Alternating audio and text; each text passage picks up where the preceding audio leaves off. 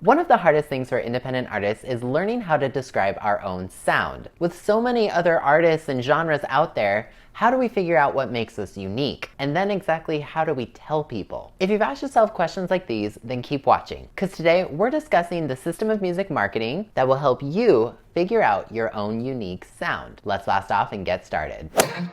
JM in your universe.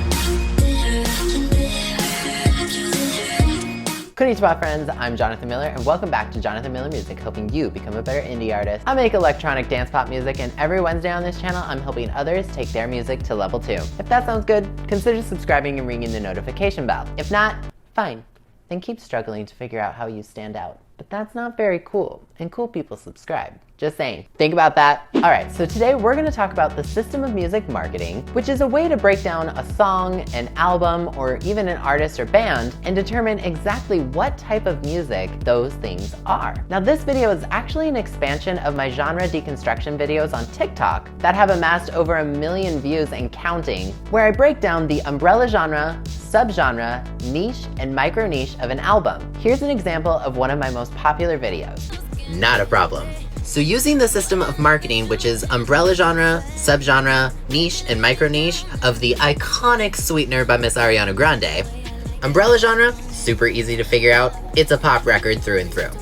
The album contains elements of hip-hop and R&B and even a little bit of Broadway in that title track. But I would select R&B as her subgenre because of the way Ariana sings. Her lyrical structure and overall vocal tone are very R&B-esque. Now her niche and micro niche are a little interesting with this record because this is the first album after Manchester, so any move this woman made was going to be watched and potentially really criticized. Can we stop holding women to such impossible standards? Anyway, fact of the matter is it was. So every word, every lyric, melody in this album is designed with Manchester in mind. So I would say her niche is probably inspirational and her micro niche is honesty. Pretty cool, right? Music, and especially pop music, is never just music. Nothing is ever just pop, or just hip hop, or just rock. There's always something more below the surface if you're willing to look for it. Now, if you'd like to see some more of those TikTok videos, and you're not already following me there, I've uploaded alongside this video my first ever TikTok compilation video, where you can see me break down some of your favorite albums or songs by your favorite artists. You can check it out with the link in the description, after you watch this video. So in order to figure out your little twist that makes you unique as an artist, you need to understand the system of music marketing. So in order to do that, let's start by determining what umbrella genre, subgenre, niche, and micro niche actually are. Umbrella genre. This is going to be the easiest for anyone to figure out because you'll be using the broadest terms. For example, my umbrella genre is pop music, which is the same umbrella genre as people like Britney Spears or Lady Gaga or Charli XCX. Umbrella genre is the broadest term that describes your music, or what it's classified as. So these are things like pop, rock, hip-hop, R&B, EDM. Yes, EDM is an umbrella genre. Check out my genre definition on it with the link in the description. So on and so forth. It's that at-a-glance generalization of your music. Subgenre. Subgenre is a step down from umbrella genre. Think of this as what next your music closely identifies with. This is sometimes another umbrella genre term like pop rock, R&B soul, dance electronic, or it can be a little more obscure. Now this is where you may need to start looking things up. More on how to do so in a second, but you'll want to learn about the subgenres of music. For example, synth pop is a subgenre of new wave music. Trap is a subgenre of hip hop music. Bluegrass is a subgenre of country music. The list goes on. So how do you determine your subgenre? Well, luckily for this one, 9 out of 10 times you'll probably already know it, and the reason for that is our music is a product of our influences. As we'll discuss in a little bit, understanding your unique twist comes from how well you know yourself.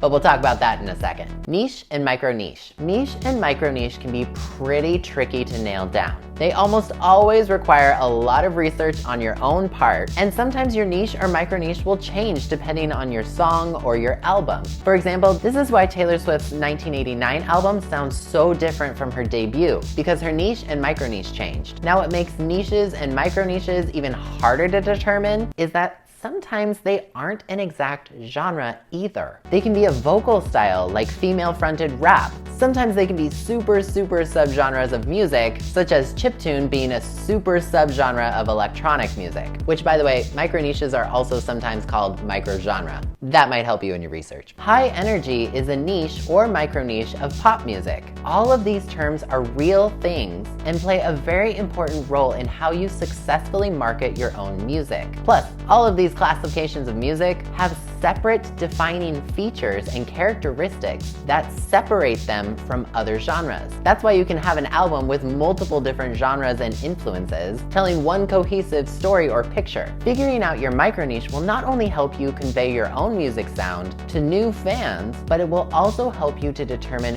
who out there in the world is going to like your music the most. This is key to your overall and long-term success. Because if you know who's most likely to love your type of music, then you can become a giant fish in a small pond rather than being a teeny tiny fish in a big giant ocean. It's much easier to get noticed, and you'll ultimately be able to get more streams and sell more records. Okay, John, so how do we actually figure this out? Well, I'm gonna be very honest with you, as I always try to be. This is not easy. In fact, you'll probably change your answer numerous times before you actually hit the nail on the head. As you learn and grow, you'll get more information and you'll be like, oh wait, no, it was this. Look back through my channel, you'll hear me describe my music a variety of different ways. And that's okay. Music is evolution. You may not figure it out the first or second time, and it's just fine. I personally have spent literally years researching this, taking multiple different classes, filling notebook after notebook and binder after binder on genres and leads that I thought my music kinda sounded like. So don't worry, if you're confused or frustrated at all during this process, you're doing something right. So like I said earlier, figuring out our own system of music marketing starts by knowing ourselves. Who are our influences? What are our favorite things to do? What are our hobbies? When we play our music for the first time for our friends, who do people say we sound like? What qualities about our music shine through the most? Is it our vocals? Is it our lyrics and songwriting? Is it our beats? Is it our instrumentation? Does our music remind them of nature? Do they feel inspired or sad? Do they listen to our music and feel like they're walking through Italy? Or when they listen to our music, does it make them feel like they're floating in space? Write all of that down. All of those things will give you a starting place to go off of and start figuring all of this out. For example, I'm a millennial who grew up listening to Britney Spears and NSYNC and Backstreet Boys, so my music, when I play it for people, always gives them Britney vibes. It's a compliment. It's an awesome thing. There are no wrong answers, just places to go off of and start figuring everything out. And this will take you a long time. It's not an overnight thing. Like every single one of my TikTok genre deconstructions takes me about 2 or 3 hours to put together, because I do all of this research every single time, especially if it's an album that I'm not as familiar with. And then I take all that research and condense it into 60 seconds. And there's no reason you can't do it too. Now, ultimately, your end goal is to have one simple sentence that says who you are, what type of music you make, and who it's for. For example, we could say that Taylor Swift is a millennial pop singer-songwriter from Nashville, Tennessee, known for her descriptive storytelling in her lyrics. That one sentence told you who she was, where she's from, what genre of music she makes, and what makes her different. And yes, Swifties, I know she's a lot more than that, but you kind of get the picture. So, once you have your answers to all those questions, which, by the way, you should probably ask at least 10 friends or so all of those things, you can then start researching, and here's how to do it. Begin by looking up on places like Amazon, Wikipedia, Google, iTunes, Spotify, to see which genres the artist that your music sounds like are classified as. For this, Wikipedia is a great resource because it lists a lot of microgenres and pages to read more about them. An artist umbrella genre is usually listed on these places very easily to see, and sometimes even includes their subgenres of what they might be known for. Going off of our Taylor Swift example, on Wikipedia, Taylor Swift's genres are listed as pop, country, rock, synth pop, and country pop. If you know Taylor's music, all of that should probably make a lot of sense. Now, clicking on synth pop will reveal a whole article talking about the defining characteristics of synth pop, the history, where it comes from, which you can read to find out more about. Off to the right, you'll see derivative forms, which can be either niches of synth pop or similar genres to synth pop, in which you can go and read and figure out how they differ from one another. By the way, if you haven't figured this out yet, you should be taking a lot of notes, because finding out what makes these genres different will help you determine your niche and micro niche. Now, don't just go with one source either. Google those terms. Find out more about them. Find out who are the most well-known acts of that genre. Then go to YouTube and listen to that artist's music, or listen to an hour-long playlist of that type of music. Does that music kind of sound like yours? Chances are it will. Or you may have accidentally gone a little too far, need to back up and keep trying. That is perfectly fine. That's all part of the growing process. Like if I went and searched dance pop artists in Google, look, Lady Gaga and Britney Spears are listed. And those are people my music gets compared to a lot. There's probably a reason for that. Use these tools to help you find your place in the music industry. There are tons of micro niches,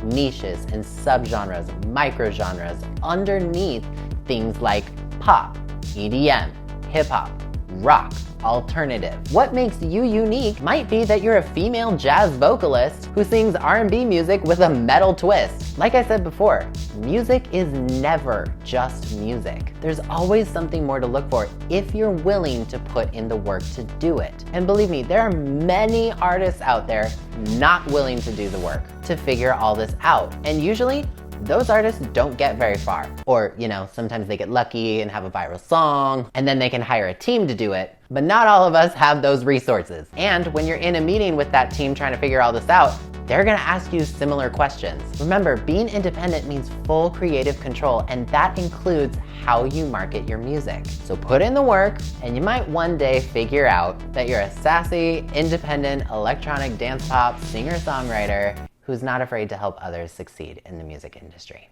So that is my video on the importance of niche marketing for independent artists. Question of the video, right now, how would you describe your own music? Leave me a comment below letting me know. And don't forget, you can check out my TikTok compilation video that I've uploaded alongside this one, featuring a bunch of my genre deconstructions from your favorite albums, with the link in the description below. And if you like me and you like what I do, consider joining me on Patreon like Abigail here and all these wonderful people to help the channel grow and get all sorts of fun rewards like access to my YouTube calendar to see what's coming to the channel. But as always, if you enjoyed this video, please leave a like on it and subscribe if you're new. I put out new videos every single Wednesday. Once again, I'm Jonathan Miller, and I will see you next time.